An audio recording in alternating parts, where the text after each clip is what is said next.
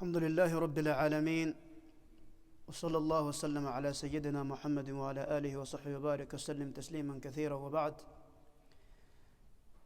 First and foremost, we express our thanks and gratitude to Allah, our Creator, Cherisher and Nourisher of this universe. And thereafter we convey abundant peace and salutations upon our noble Master Muhammad sallallahu alaihi wasallam. I am very humbled to be seated in front of everyone here. And I hope, inshallah, that our time that we're going to be spent will be converted into ibadah. As the Nabi sallallahu alayhi wasallam says, that مَجْتَمَعْ قَوْمٌ فِي بَيْتٍ مِّن بُيُوتِ اللَّهِ يَتْلُونَ كِتَابَ اللَّهِ وَيَتَدَارَسُونَهُ بَيْنَهُمْ. That a people will not gather in the houses of Allah with the intention of educating one another, reminding one another, reflecting on the hadith, قال Allah, قال الرسول.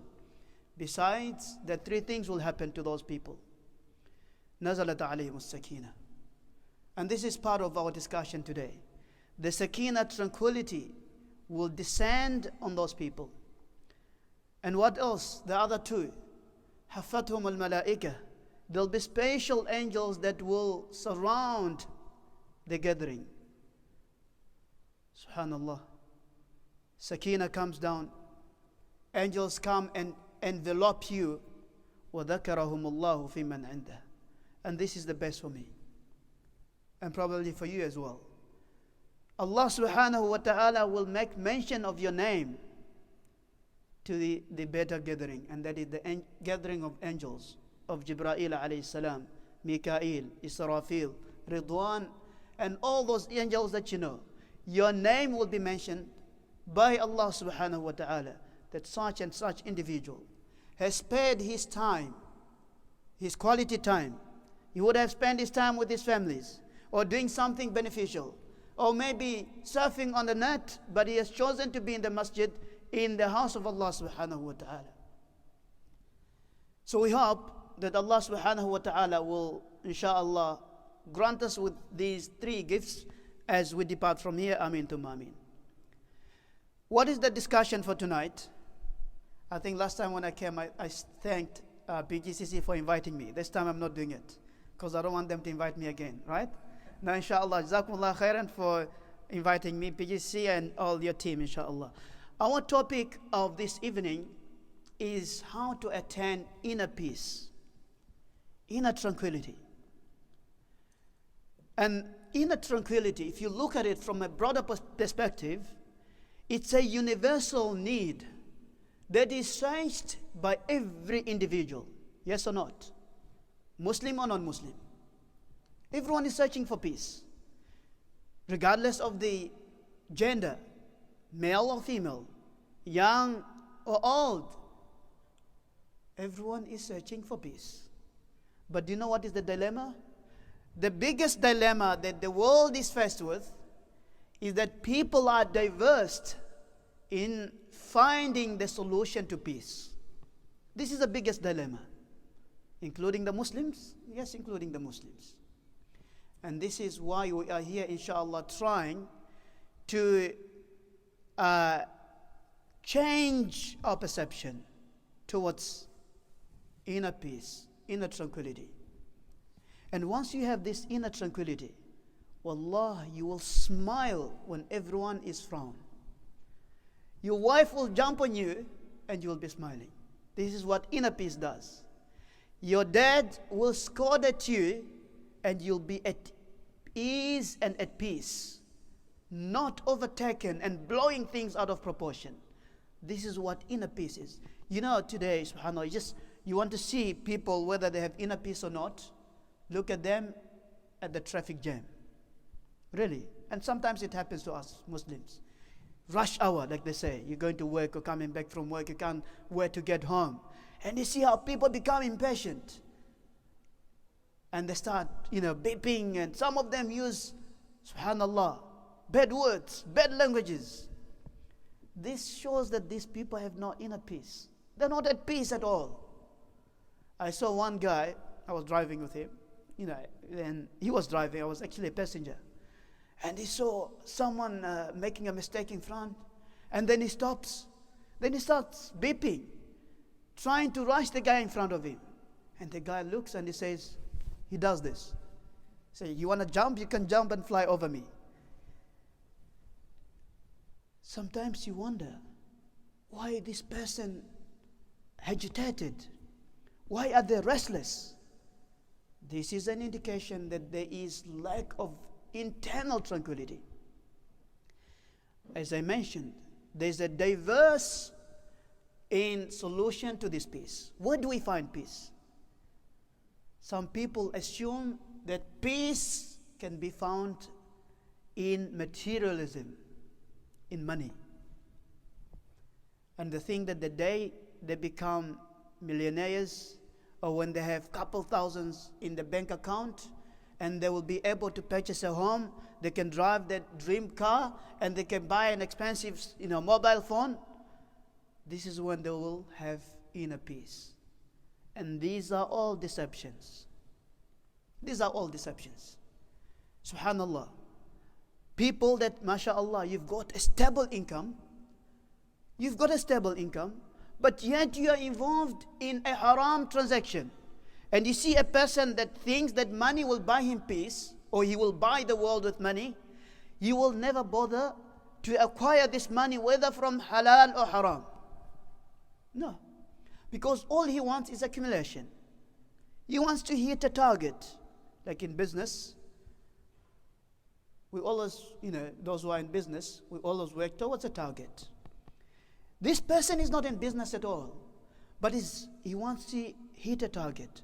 And then you'll see him involved in riba, interest. Then he will sap the rights of someone. Then he will be, astaghfirullah, maybe also dealing in haram transaction.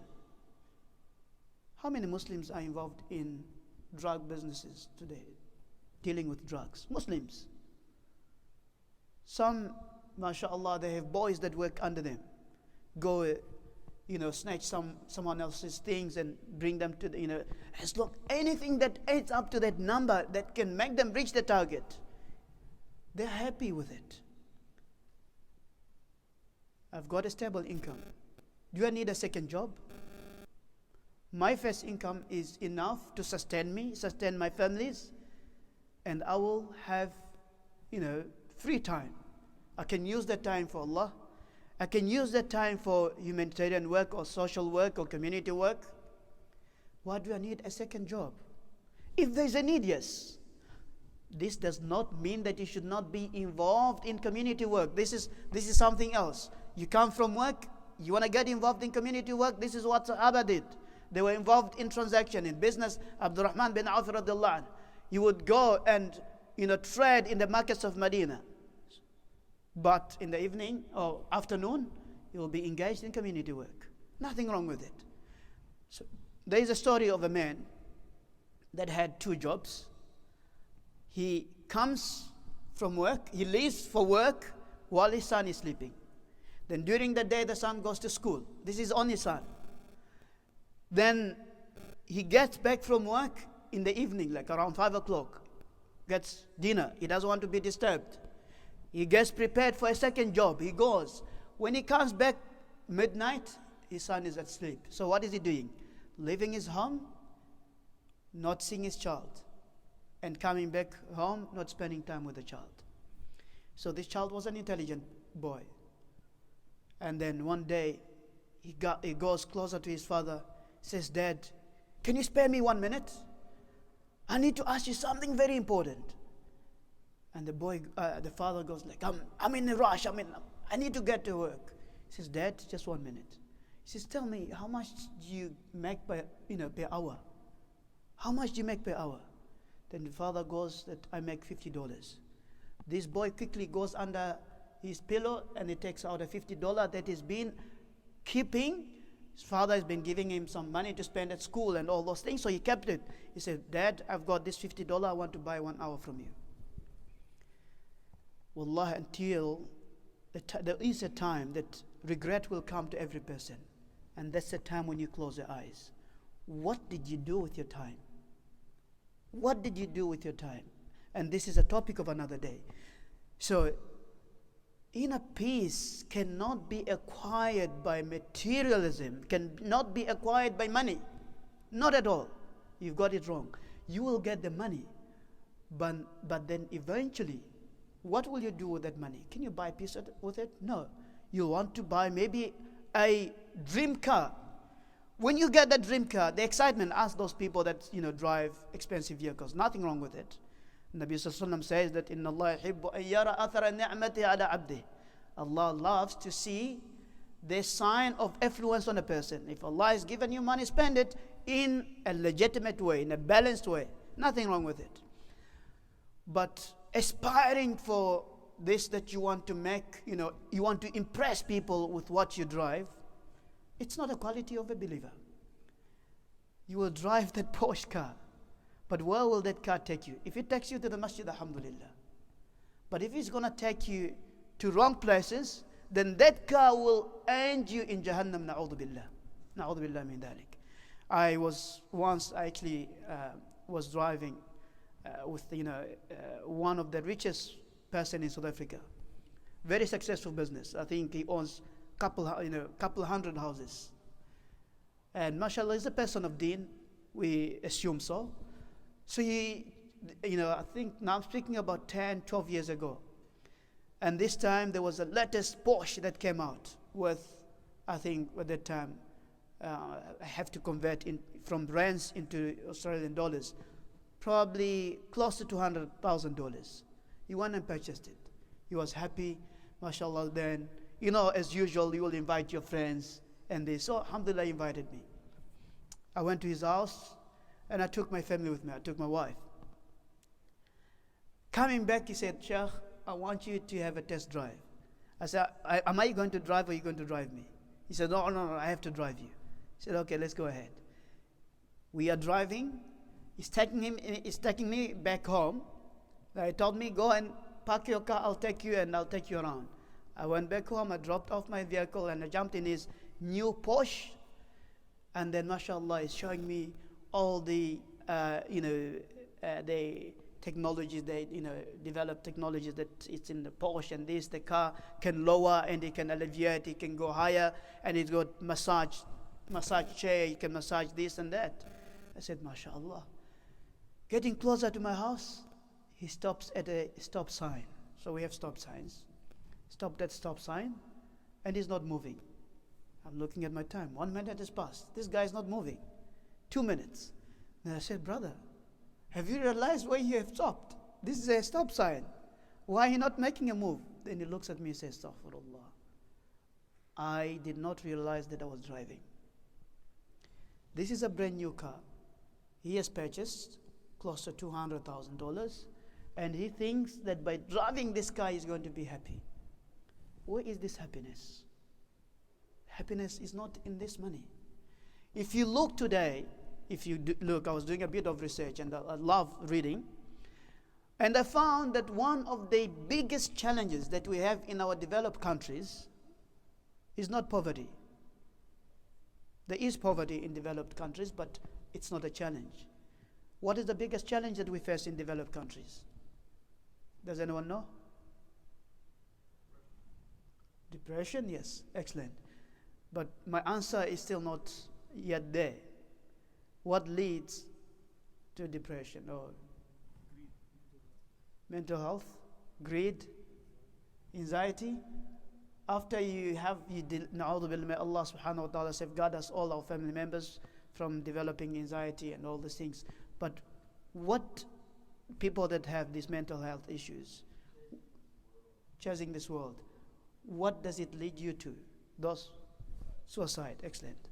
Suicide is the biggest challenge in our developed countries. And we are going to look at this, inshallah, as part of our discussion. But I want you, as we go, we haven't started discussing it, this is just an introduction. I want you to think about it. Being in a development, most of us, alhamdulillah, we've seen the other side of the life, like, third world countries. Those of us that have migrated here, we know what poverty is. We know what a lay person or a poor person, an average person, how his life is, like his daily life.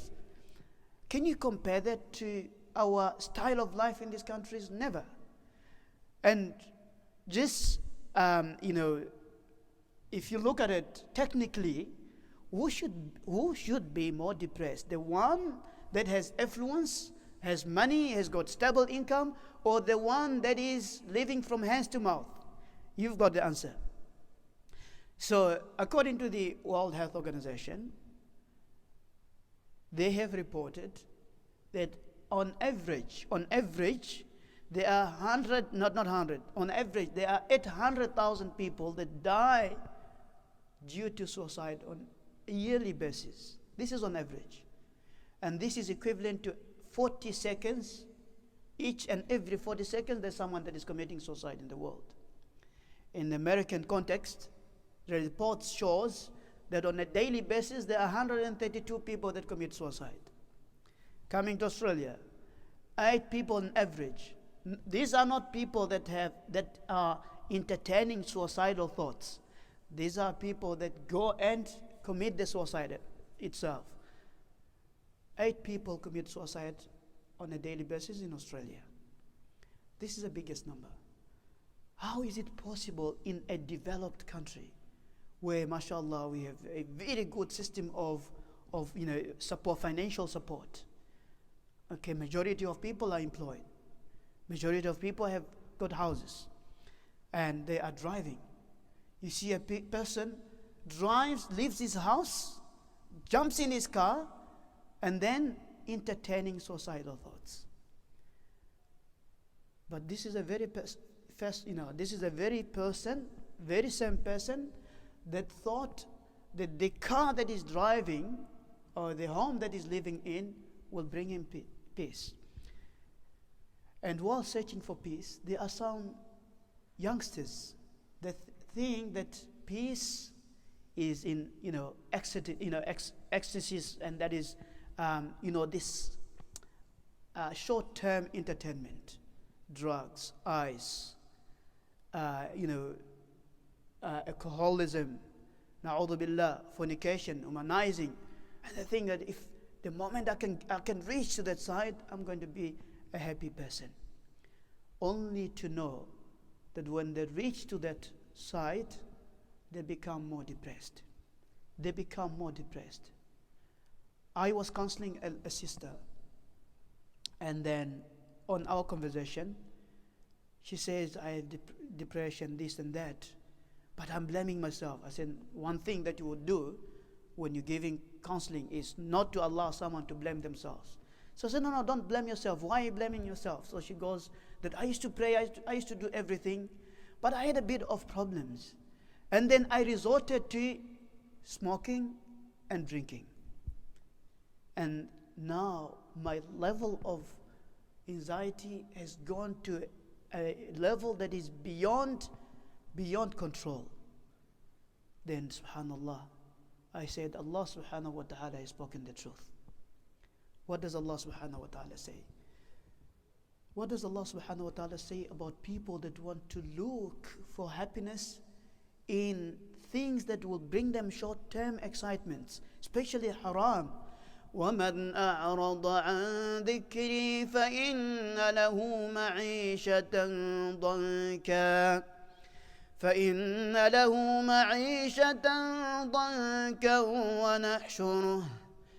ونحشره يوم القيامة أعمى قال رب لم حشرتني أعمى وقد كنت بصيرا قال كذلك أتتك آياتنا فنسيتها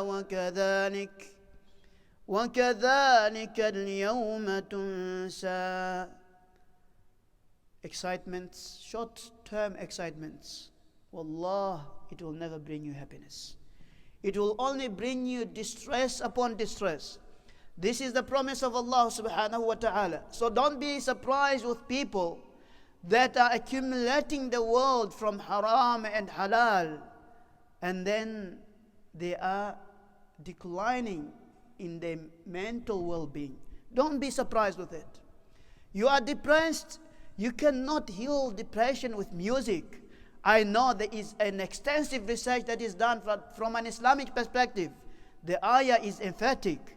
You want happiness. Allah says you'll never get it from haram. وَمَنْ أَعْرَضَ عَنْ ذِكْرِي. Whoever turns away from my dhikr, from my remembrance, فَإِنَّ لَهُ مَعِيشَةً ضَنْكَ. That person, Allah promises مَعِيشَةً ضَنْكَ. Narrow life. Narrow life.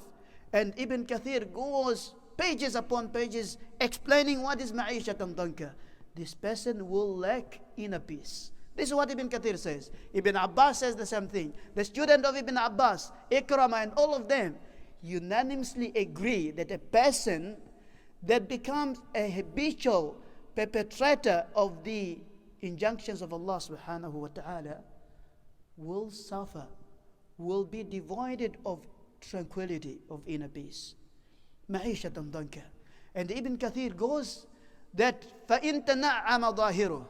Even this person outwardly looks like he's got a good life. He's got a good car. He's got a posh house. He's got a good income. وَإِن تَنَعَّمَ ظَاهِرُهُ. Even if it's outwardly is stable. وَأَكَلَ مَا شَاءَ. This is the statement of Ibn Kathir. And even if he eats in expensive restaurant, we're not referring to PGCC, is not that expensive, mashallah. وَإِنْ أَكَلَ مَا شَاءَ. Even if he buys what he wants, he eats the most expensive food. وَلَبِسَ مَا شَاءَ. He dresses most expensive clothing with brands, Nike or Adidas, whatever. وَلَبِسَ مَا شَاءَ. وَسَكَنَ حَيْثُ شَاءَ. Even if he goes and lives in an expensive area. But if he doesn't have connection with Allah subhanahu wa ta'ala, he breaks the orders of Allah subhanahu wa ta'ala, this person will be divided from inner tranquility. So, in summary, how do we attain inner peace? Only through the obedience of Allah subhanahu wa ta'ala. Nothing else. Nothing else. You are working, the work that you are working in can become an ibadah for you. And this is the beauty of Islam. Go to work, and Nabi sallallahu alayhi wa sallam have taught us, encouraged us to become financial stable. Working is an ibadah. But how do you determine whether your work is an ibadah or not? The intention of it. Why are you working? Are you working because you want to feed your family? Or you want to contribute to Islamic societies? You want to donate? You want to educate your children? You want to go for Hajj? You want to go for Umrah? You want to support your parents? That work will become an ibadah for you. But if you are working because you want to build your paradise in this Jannah, never. It will never happen. وَإِن تَنَعَّمَ ظَاهِرُهُ وَأَكَلَ مَا شَاءَ وَلَبِسَ مَا شَاءَ وَسَكَنَ حَيْثُ شَاءَ. Ibn Kathir says that do whatever you want. But if you go against the systematic order of Allah subhanahu wa ta'ala, that He has made you, created you for His ibadah, and you abuse those blessings that Allah has given you, you will be devoid of this inner peace. You want inner peace? Have connection with Allah subhanahu wa ta'ala. This is the first step to achieving peace in this world. And Allah subhanahu wa ta'ala promises this peace to people that have fear of Him. What does Allah subhanahu wa ta'ala say? وَمَن يَعْمَلْ مِنَ الصَّالِحَاتِ مِن ذَكَرٍ أَوْ أُنثَىٰ وَهُوَ مُؤْمِنٌ فَلَنُحْيِيَنَّهُ حَيَاةً طَيِّبَةً. This is the promise of Allah subhanahu wa ta'ala. Whoever becomes subservient to the laws of Allah subhanahu wa ta'ala. وَمَن يَعْمَلْ مِنَ الصَّالِحَاتِ. Whoever does the righteous actions, he lives his life according to Quran and Sunnah. Most time this Quran and Sunnah is always misinterpreted. But this is the campus of your life. This is the constitution in your life. We're not saying that you must throw away our constitutions. But as a Muslim, you've got two constitutions. The first constitution is the constitution of Allah subhanahu wa ta'ala, which teaches you to follow the law of the land. And the second constitution is the law of the land itself. وَمَنْ يَعْمَلْ مِنَ الصَّالِحَاتِ. Whoever does righteous actions, lives his life according to what Allah subhanahu wa ta'ala and Rasul sallallahu alaihi wasallam wants him to lead his life, فَلَنُحِيَنَّهُ حَيَاةً طَيِّبًا. Allah will grant him inner peace. حَيَاةً طَيِّبًا. Blissful life. Life free of problems, free of bickerings, free of argumentation, free of stress. And we're going to come to that level, inshallah. We're going to also address some of the notion, misconception that people have, that if you are a believer, you are obeying Allah, you will not be tested.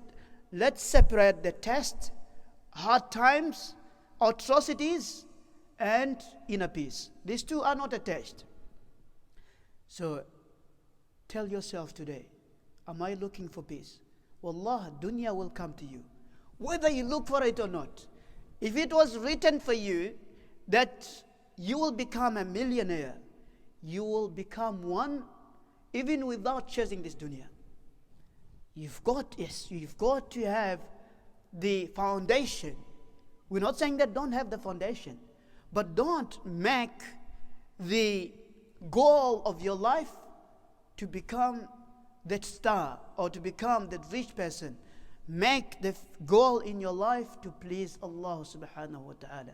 The dunya will come to you. The dunya will come to you. The moment you change, then there is a problem. Now, when you look at the most influential Muslims in the world, majority of them had attachments to deen. And that means that the income were halal.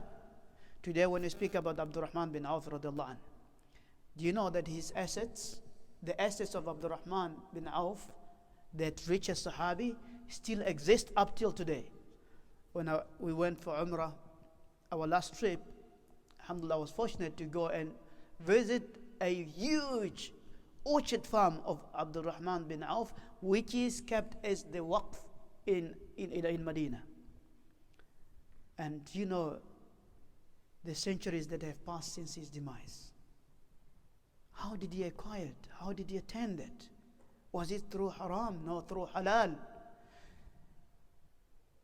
When you obey Allah subhanahu wa ta'ala, the first blessing that you'll have the inner peace. When you come to the masjid, you will feel happy. When you make that ablution and you know that I am making this ablution and the sins that I've committed today will be washed away, that is what will bring you that peace. When you wake up for tahajjud, when people are snoring, that is what will bring you peace. When you take out that money and spend it fi sabilillah, that is what will bring you peace. And when your friends try to take you away, divert you from the straight path, the surat al-mustaqim, and you tell them that I'll never compromise in the deen and my religion, that is what will bring you peace. You will never achieve peace in a reversal. Forget about it. So, first thing is develop the fear of Allah subhanahu wa ta'ala in your heart. Develop the fear of Allah subhanahu wa ta'ala in your heart. And then know that whatever happens next, whether you have struggles in your life, there's an illness that you have developed, whether it's a terminal illness, or you've got financial difficulties, or there is any other test in your life, accept it as a test. When you have inner peace or you have connection with Allah subhanahu wa ta'ala, this does not make you immune from being tested. And Nabi sallallahu alayhi wa sallam, Allah subhanahu wa ta'ala says that alayhi salam is the role model.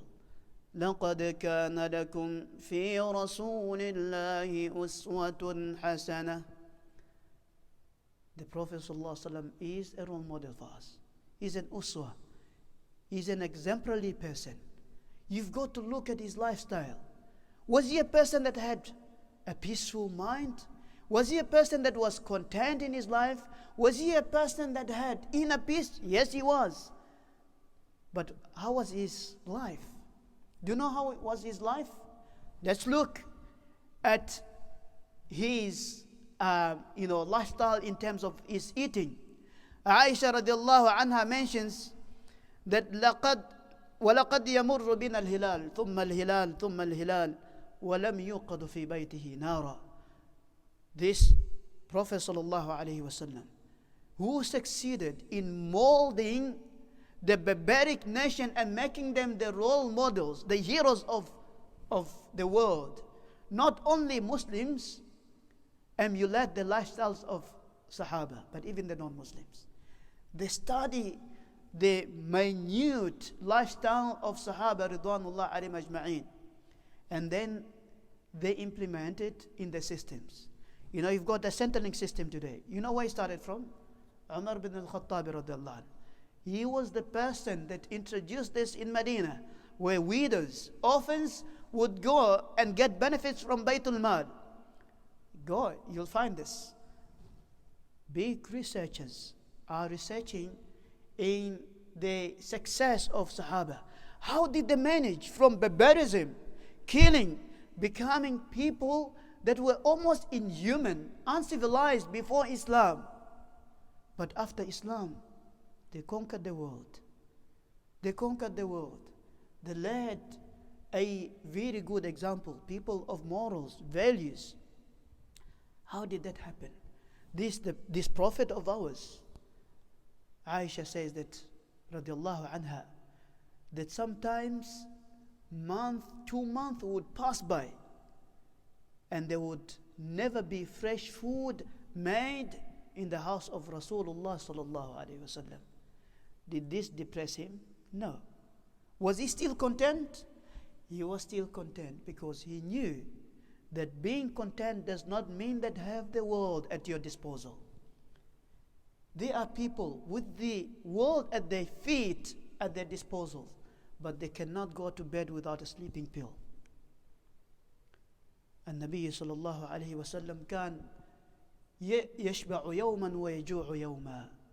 Today he would fill his belly and tomorrow he would sleep hungry. And this was the entire lifestyle of Muhammad sallallahu alaihi wasallam. His entire life, from the day that he became a Nabi up till the day that he departed away from this dunya. He did not. Today, mashallah, we have 3 fat meals, sometimes 5, and then snacks in between. And then we want to complain of being obese. Subhanallah. Nabi sallallahu alayhi wasallam, in Mecca, when he was boycotted for 3 years by his own people, by the Quraysh, in Abi Talib, the valley of Abi Talib, no one was allowed to trade with them. They were not allowed to go and buy anything from the markets of Mecca. No one would socialize with them.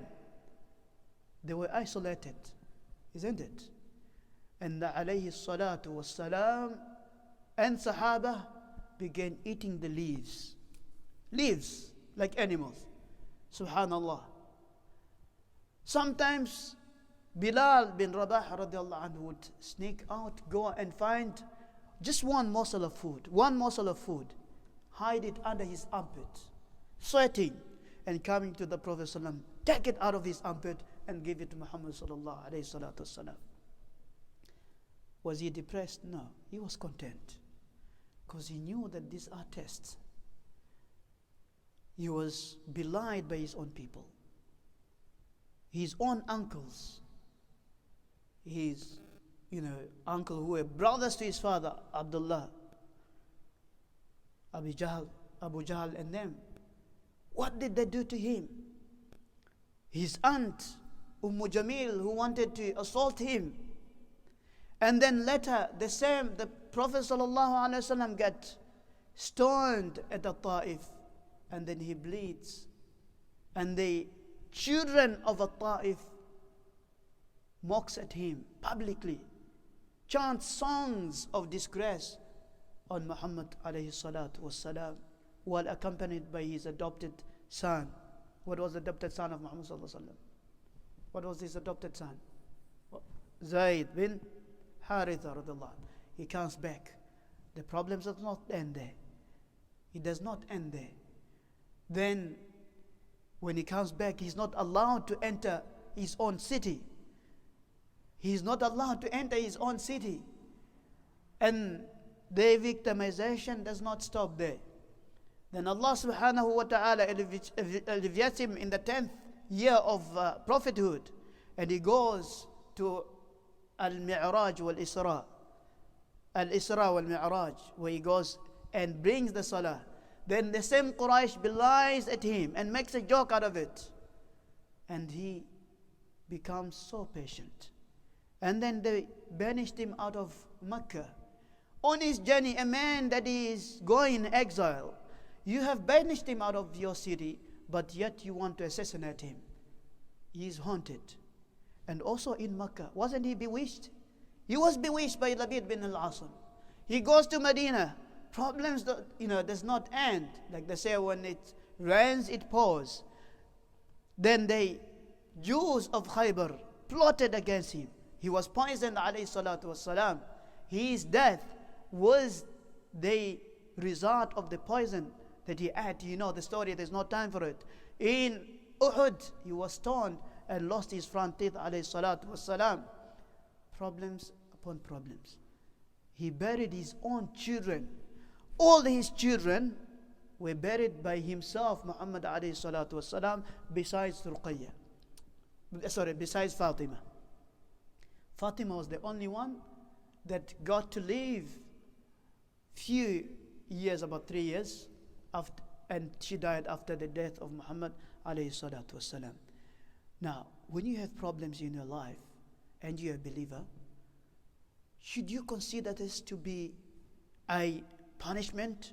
Should you consider these challenges to be an anger of Allah subhanahu wa ta'ala, a wrath of Allah subhanahu wa ta'ala? They are people, when they are tested, they start doubting in the iman. They start doubting, is Allah listening to me? I've given charity, and you say that charity diverts the anger of Allah subhanahu wa ta'ala. And you say that whoever performs Fajr, Salah, Allah subhanahu wa ta'ala will give him amnesty. Where is this amnesty? I am reading Quran, I am doing everything correct, but nothing is going correct nothing is going right in my marriage. Nothing is going right in my life.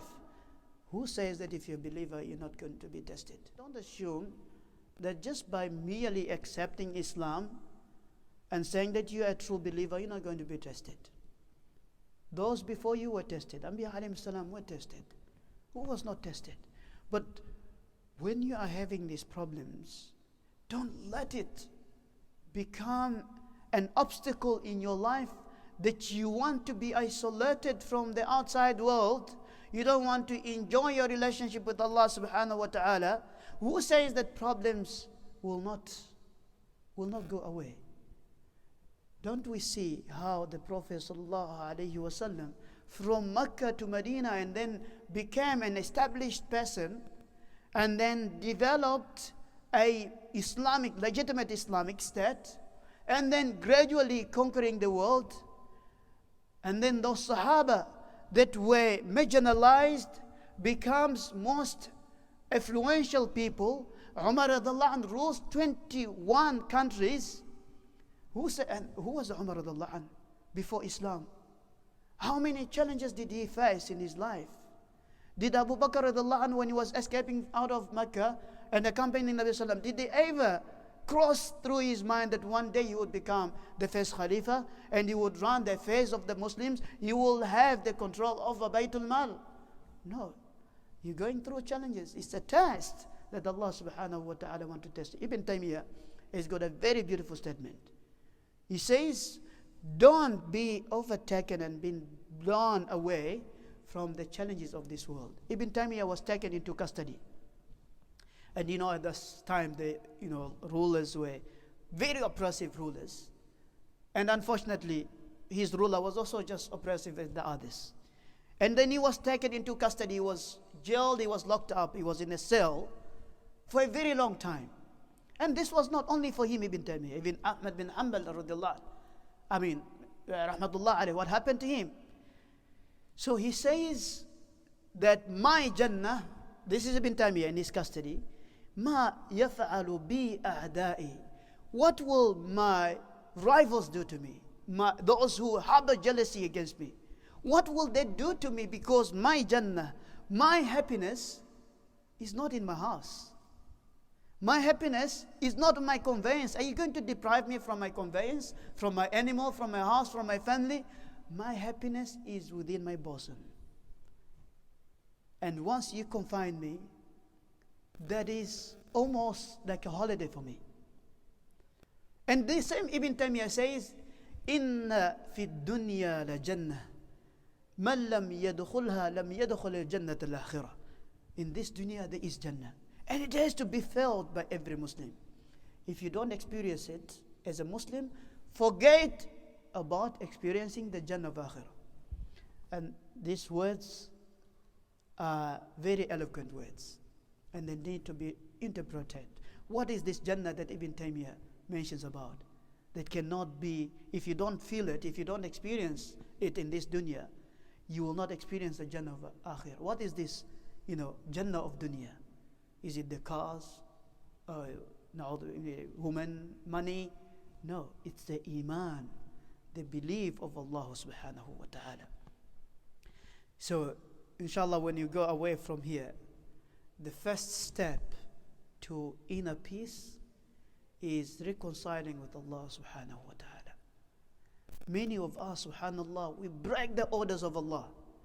We break the orders of Allah subhanahu wa ta'ala, abusing the eyesight and then prolonging the gaze. The accidental gaze becomes a very long gaze. And we think we can trick Allah subhanahu wa ta'ala. How can you trick Allah subhanahu wa ta'ala? Allah subhanahu wa ta'ala says, يَعْلَمُ خَائِنَةَ الْأَعْيُنِ وَمَا تُخْفِي الصُّدُورِ. Allah knows what your bosom, your heart conceals. يَعْلَمُ خَائِنَةَ الْأَعْيُنِ. What your eyes deceive in public. وَمَا تُخْفِي الصُّدُورِ. And what your bosom conceals. Ibn Abbas says that you want to understand the interpretation of this verse, look at a person when he's walking with his friends and then walks past by girls. And there's nothing wrong to mention about this, because we've got to remedy our problems. We all have shortcomings, and shaitan will come to us. Like one scholar says, that put me in one house full of money, you find me to be trustworthy. But put me in the same house with, na'udhu billah, strange woman, I doubt my honesty.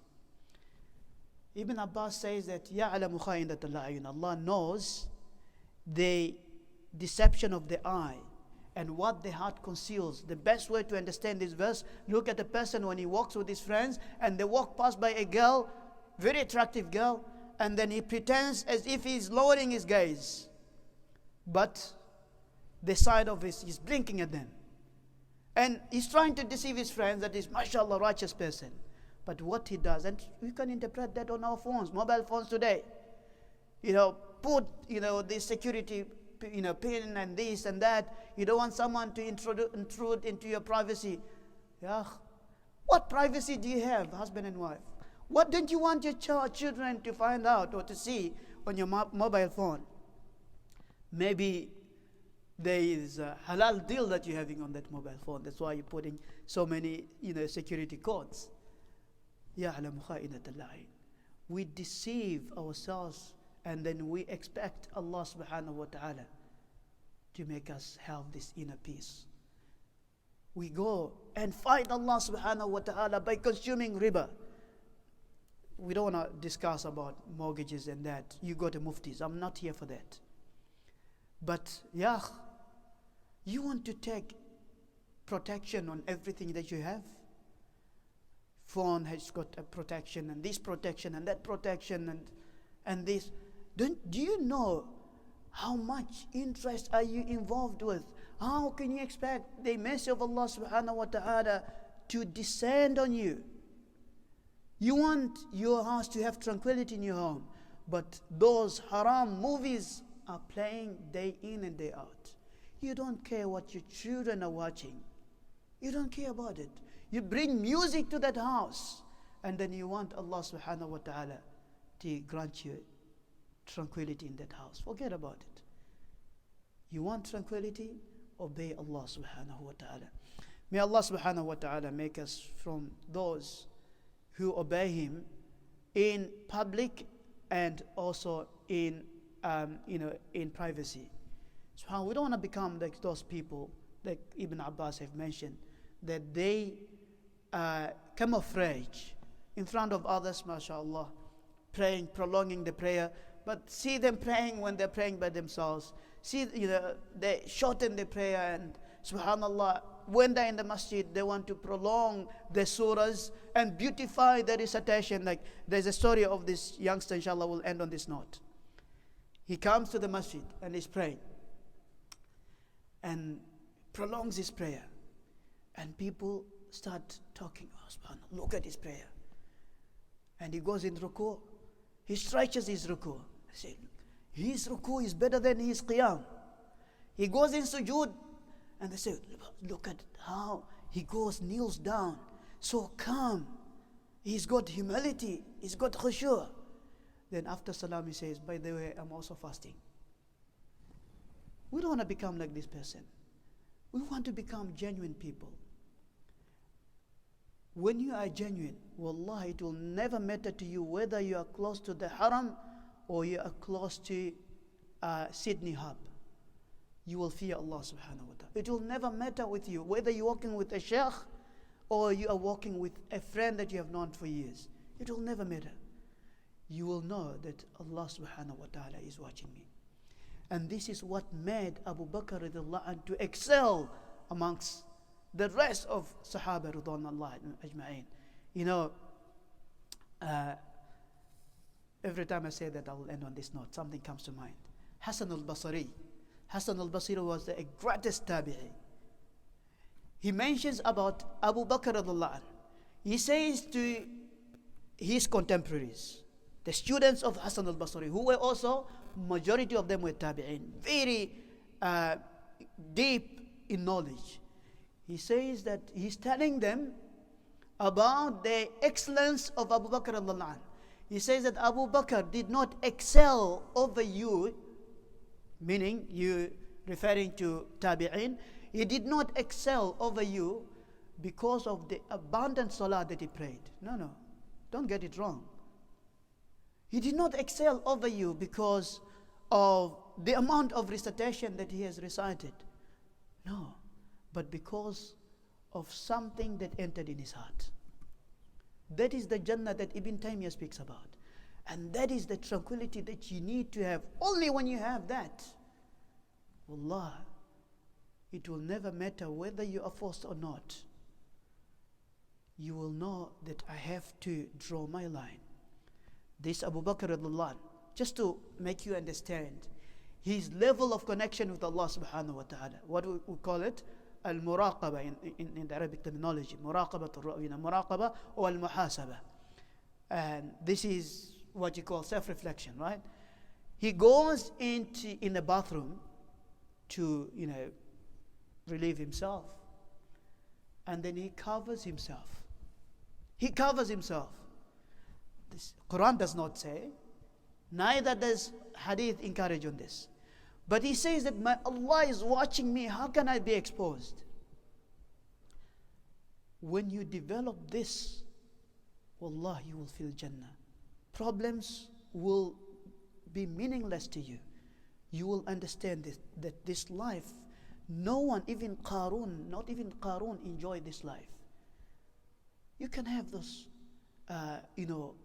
when that money comes to you, the same money will draw you to Allah subhanahu wa ta'ala.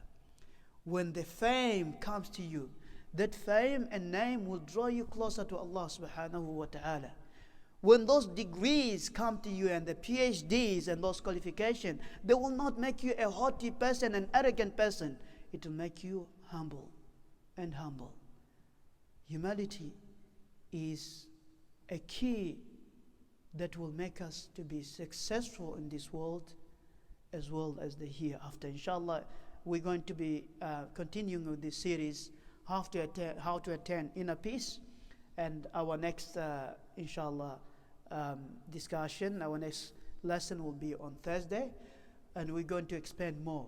We're going to look at some of keys that can make us become more, people that have self-contentment, inner peace and inner tranquility, inshallah, and we'll understand this life that life is not what people assume to be or what people perceive to be. Life is something that is governed by Allah subhanahu wa ta'ala and His Rasul sallallahu alayhi wa sallam. By having that as your compass, as your direction in your life, this is what will bring you inner peace. May Allah subhanahu wa ta'ala grant us inner peace. May Allah subhanahu wa ta'ala remove animosity from our hearts. May Allah subhanahu wa ta'ala remove hatred from our hearts. May Allah subhanahu wa ta'ala remove jealousy from our hearts. May Allah subhanahu wa ta'ala cure our brothers and sisters that are going through any mental illnesses. Ameen tuma ameen. May Allah subhanahu wa ta'ala bring amnesty to those Muslims that are going through atrocities in the world. May Allah subhanahu wa ta'ala bring peace and tranquility in our lives. Ameen tuma ameen. Wa jazakumullahu khayra.